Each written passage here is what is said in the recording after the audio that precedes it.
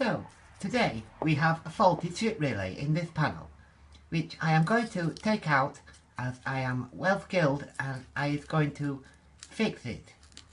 Please do not attempt this if you are not as good as what I am. Okay, I seem to have spotted what's wrong. Now, using the correct tools for this is essential. So, you just have to follow my simple lead and I will fix this. That's quite good, yes. I think that's looking okay now, yes. Let's just make sure these are okay, these connections.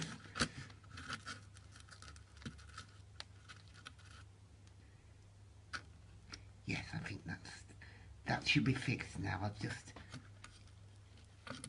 make sure there's enough solder on there.